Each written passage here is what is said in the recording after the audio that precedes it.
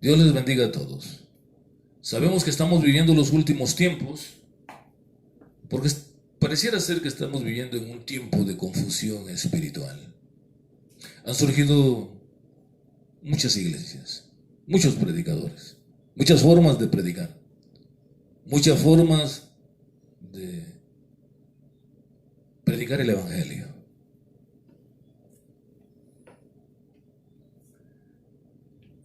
Y tal vez en el afán de llevar adelante nuestros objetivos no escuchamos la voz de Dios que nos está advirtiendo que debemos de detenernos.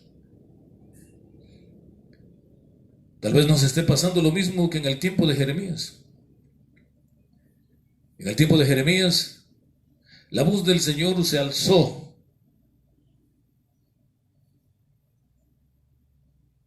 llamando al pueblo a que recapacitara, a que volviera a las sendas antiguas, a que preguntara cuál era el buen camino. Pero ella había tomado una decisión y no le fue posible considerar la voz de Dios para obedecerla. Soy el pastor Ángel Vázquez y hoy es 17 de mayo del año 2020. Años atrás se predicó mucho acerca de la iglesia de la Odisea. Se predicaba que era la última etapa de esta iglesia, de la iglesia de Cristo, y que debíamos estar atentos a los futuros acontecimientos. Paralelo a ella, se predicaba también con mucho fervor el retorno de Jesucristo, el rapto. Se debatía entre si íbamos a pasar la gran tribulación o no. Había campañas masivas donde la palabra de Dios era expuesta por algún hombre de Dios. El mensaje de Cristo era el eje central de aquella predicación. Se hablaba de la apostasía venidera. Y de pronto, como si aquello hubiera sido una moda que se iba a ir tan pronto como llegara, cumplido su propósito, perdió fuerza. No quiero decir que hoy no sigan habiendo campañas, pero ya no se hacen con aquella fuerza, con aquel ímpetu que antes se hacía. Hoy los temas, los estilos de conducta espiritual han tomado un rumbo diferente. Hoy son los jóvenes que a través de la alabanza, a través de sus innovaciones, han tomado la plataforma en lugar de aquella sabiduría antigua. Los antes estadios llenos que llamaban al arrepentimiento, cuyo objetivo concretamente era la salvación, la sanidad divina, ahora son llenados por conciertos musicales. Aquellas campañas eran gratis, podía entrar cualquiera. Hoy los siervos de Cristo, músicos y cantantes cristianos, los cuales muchos de ellos venden sus conciertos a empresarios que son inconversos para que los promuevan. Y ya no son gratis, hay que pagar. El Evangelio de Cristo se ha convertido en un gran negocio. Anteriormente el centro de las predicaciones era Cristo. Los predicadores contra viento y marea centraban su mensaje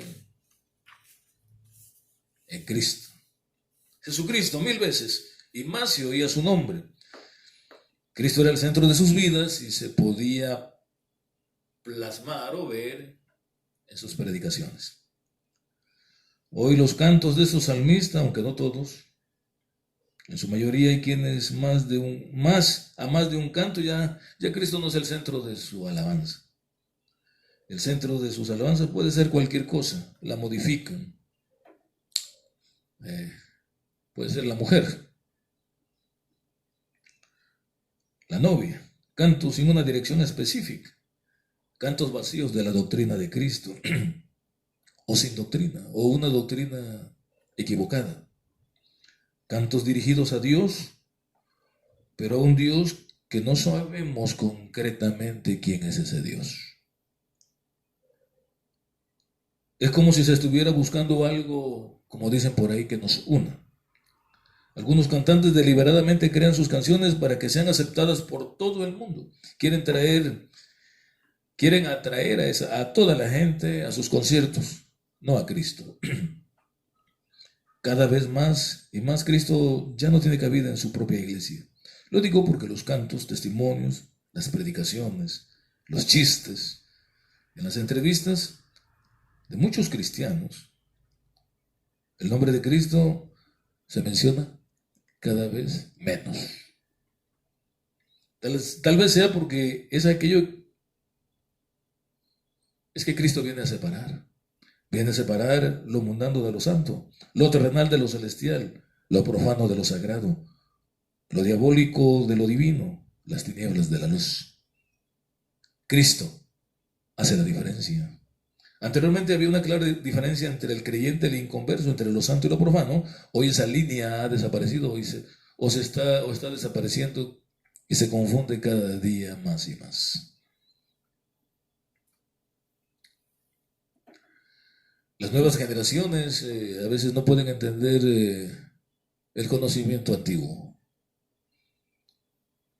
La Torre de Babel, la influencia de Babel está más presente que nunca. Incluso algunos no sepan ni qué es la influencia de la Torre de Babel. El ser humano no entiende. Queremos unidad, pero queremos crearla nosotros con nuestros sistemas, a través de nuestros propios medios y no a través del camino de la verdad de Cristo.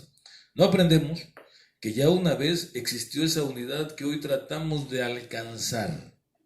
El ser humano ya estuvo una vez unido. La Torre de Babel fue creada con ese propósito. Lo habían logrado. Estaban juntos. Pero esa unidad era humana. Una unidad como la que se está fraguando hoy. Una unidad que está sacando al verdadero Dios. Está sacando el sacrificio de Cristo en la cruz del Calvario para que el hombre se encumbre a como dé lugar en una unidad que es una franca rebelión a los principios divinos. Se usan las palabras de Cristo para que todos sean uno, pero no se usan los principios de Cristo. Su doctrina. ¿Qué unidad se puede encontrar entre un católico y un verdadero cristiano? O entre un musulmán y un verdadero hombre de Dios, un verdadero creyente. El diablo debemos de saber que nunca se ha dado por vencido. Él quiere ser adorado a toda costa. Le encanta la adoración. Y gusta ser adorado principalmente por aquellos que son los hijos de Dios. Al diablo no le interesan ni católicos, ni musulmanes, budistas, testigos de Jehová, ni ninguna otra religión. El diablo tiene un gusto muy especial por el creyente. Y el creyente debería de tomar cartas en el asunto y estar apercibido. El diablo es muy astuto. Dice un refrán por ahí que más sabe el diablo por viejo que por diablo. El diablo conoce al ser humano de toda la vida. Todas las religiones antiguas del mundo, debemos de saber, tienen como principio Babel. Todas se parecen en algo. Todas tienen una característica única. Y es que todas tienen dioses o ídolos o santos ídolos. Todas, absolutamente todas, tienen esa característica.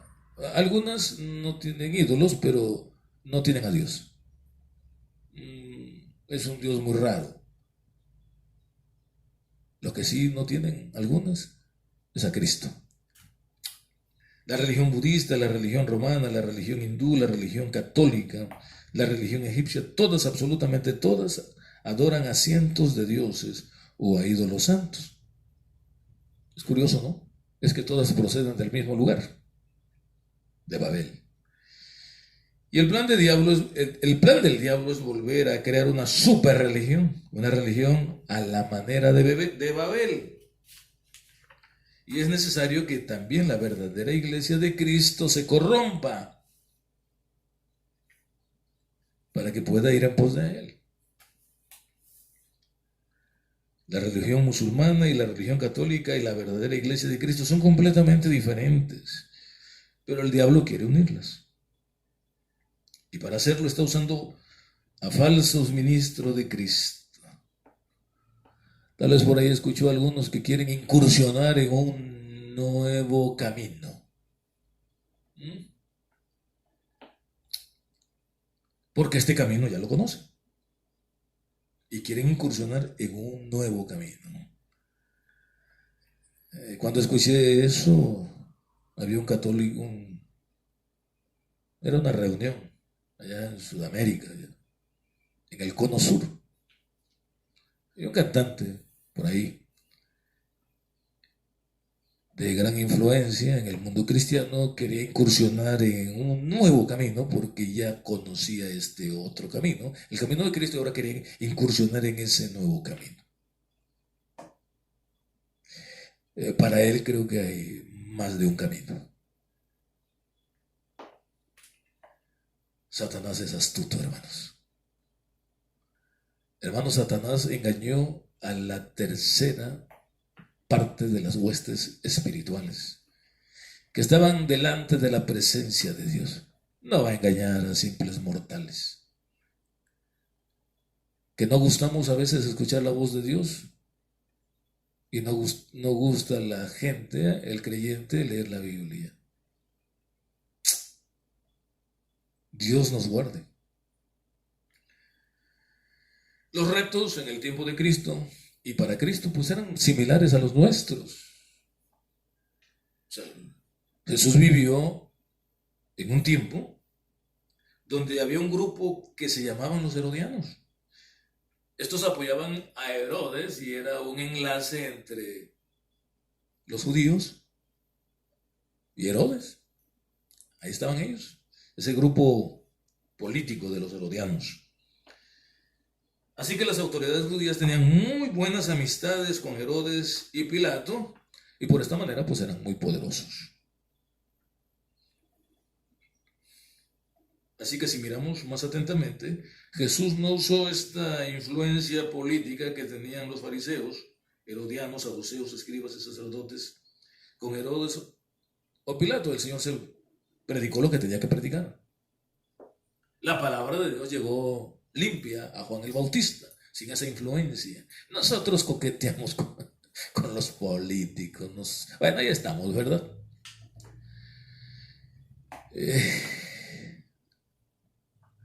Bueno, no quiero hablar de esto.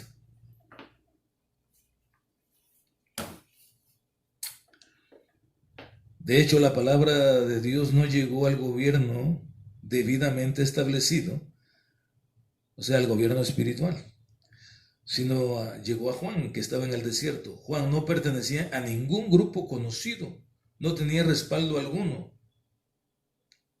pero Dios le envió su palabra a Juan en el desierto. Pasó por encima de toda autoridad espiritual que gobernaba en Israel y la palabra de Dios llegó hasta Juan. Nos podríamos preguntar, ¿por qué a Juan si no formaba parte del grupo? Bueno, sencillamente porque la autoridad espiritual estaba corrompida. Tan corrompida estaban que no se daban cuenta que Herodes estaba viviendo en adulterio con la esposa de su hermano. Imagínense. Ahora por ahí, alguien que esté viviendo de esta manera, ¿conoce usted? Y tal vez no se dé cuenta. O sí se da cuenta, pero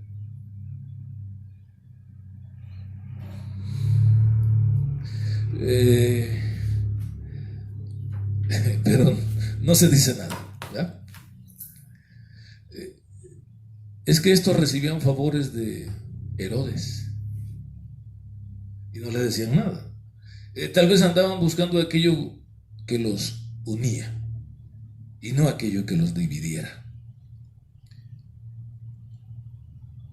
Juan levantó la voz, Juan el Bautista levantó la voz y le costó la vida.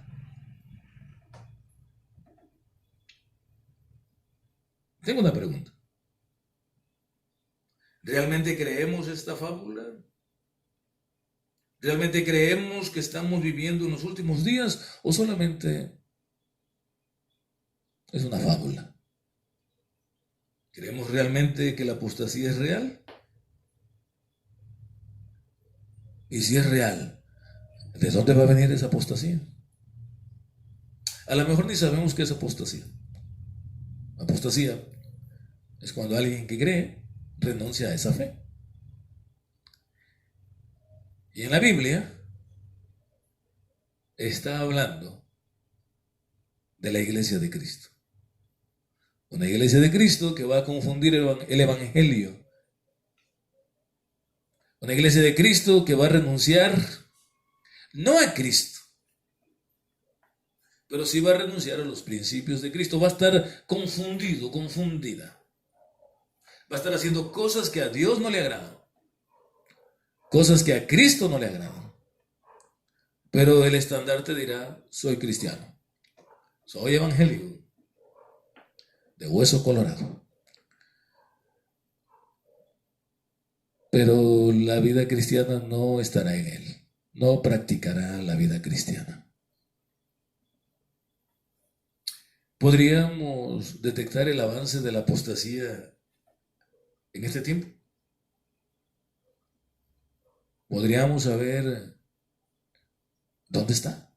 Digo, si estamos apercibidos.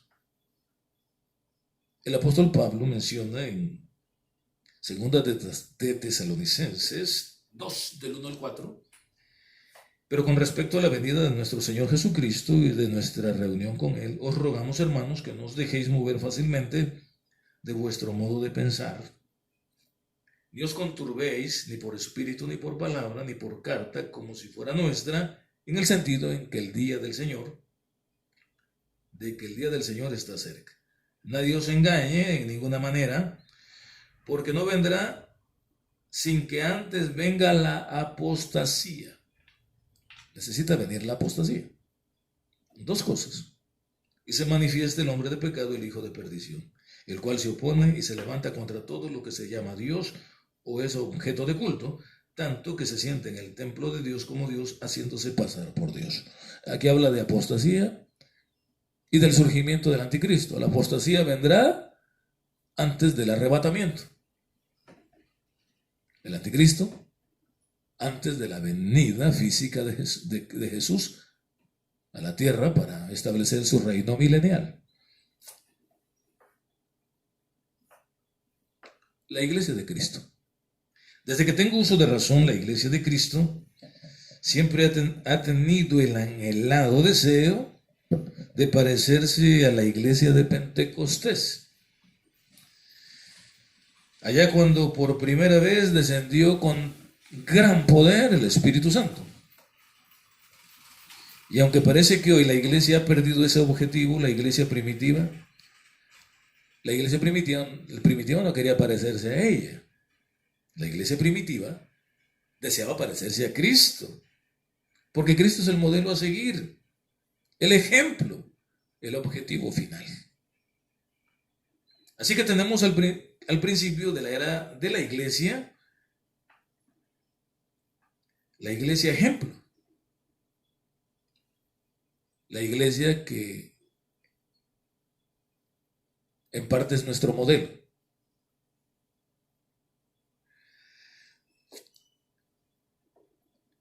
Pero también existe otra iglesia. Por un lado tenemos a la iglesia primitiva, con poder, con demostración del poder del Espíritu de Dios. Pero precisamente en la Biblia, en Apocalipsis capítulo 3, encontramos otra iglesia, la iglesia de la Odisea. Allá, precisamente, en el primer siglo.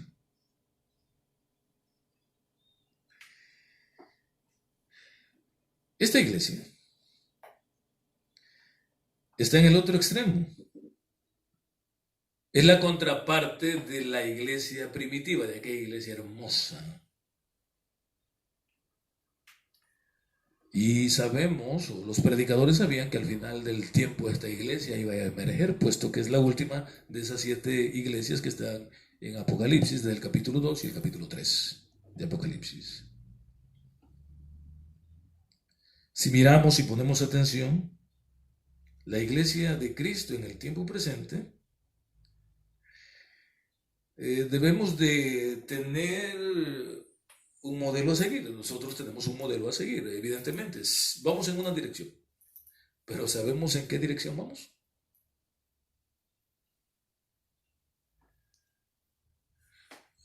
Nos estamos encaminando hacia la iglesia primitiva, estamos adquiriendo ese poder día con día, vamos con mayor fuerza, o nos estamos dirigiendo a la iglesia de la Odisea, porque son las dos puntas. En una, el poder de Dios se manifestaba y Cristo era el centro de ella, y en otro, por otro lado, la iglesia de la Odisea, encontramos que tristemente Cristo está fuera. Cristo está fuera de esa iglesia. Está tocando, tratando de que alguien abra su entendimiento y le permita entrar. Regularmente la gente predica que pues se ocupa ese pasaje, se le dirige al mundo, ¿verdad? Que Jesús está tocando la puerta del inconverso. Hermano, Jesús está tocando a su iglesia. Cristo está tocando a su iglesia, una iglesia apóstata, una iglesia que lo sacó. El problema es, bueno, sabemos que Cristo está fuera. ¿Quién está sentado en el trono? En el lugar que Cristo debería de estar. Me gustaría que analizáramos ambas iglesias. De esta manera es posible que tengamos una referencia más acertada para descubrir hacia dónde nos dirigimos. Si estamos en lo correcto, aceleraremos. Y si por casualidad nos dirigimos en la dirección equivocada, pues podríamos tomar las medidas y las consideraciones pertinentes. En el trato de Dios con su iglesia, por lo regular intervienen dos ideas. La idea que Dios tiene y la idea que la iglesia tiene.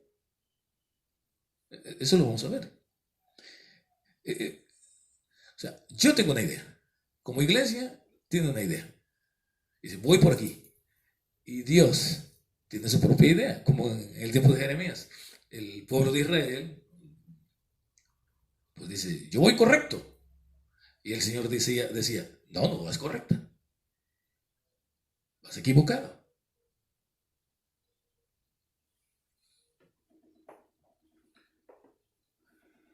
¿Cómo era la iglesia primitiva? Dice la Biblia que todos los que habían creído, estaban juntos y tenían en común todas las cosas. Dice que vendían sus propiedades, sus bienes, los repartían a todos según la necesidad de cada uno. Y perseveraban unánimes cada día en el templo y partiendo el pan en las casas comían juntos con alegría y sencillez de corazón. Esto está en Hechos capítulo 2, 44 al 46. Dice que la multitud de los que habían creído era de un corazón, un alma, y ninguno decía ser suyo propio nada de lo que poseía, sino que tenían todas las cosas en común. Esto no lo podía hacer otra cosa más que el Espíritu de Dios reinando en sus vidas. Es un claro ejemplo hacia donde el Señor quiere llevarnos.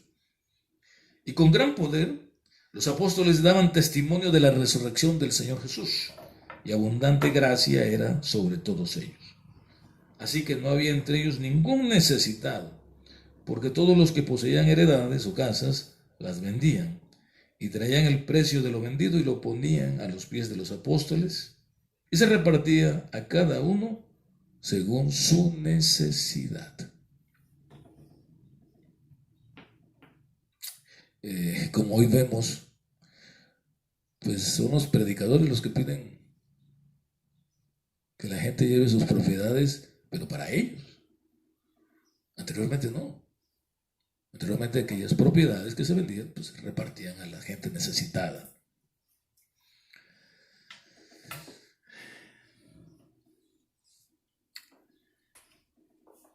Así comenzó la iglesia con poder. Así. Ese es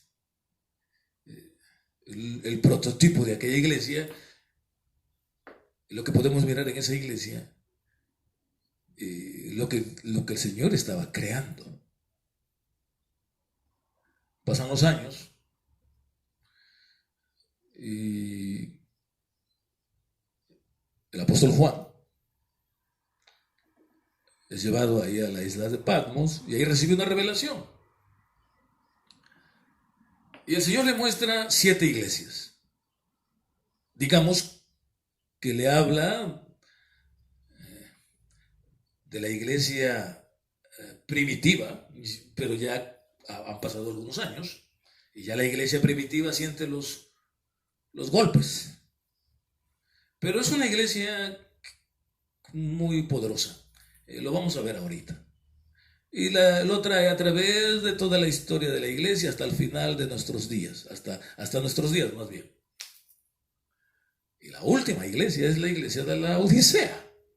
Así que vamos a ver cómo era la primera iglesia, la iglesia de Éfeso, y la última iglesia. Y vamos a ver a cuál de las dos nos parecemos. ¿Qué le parece?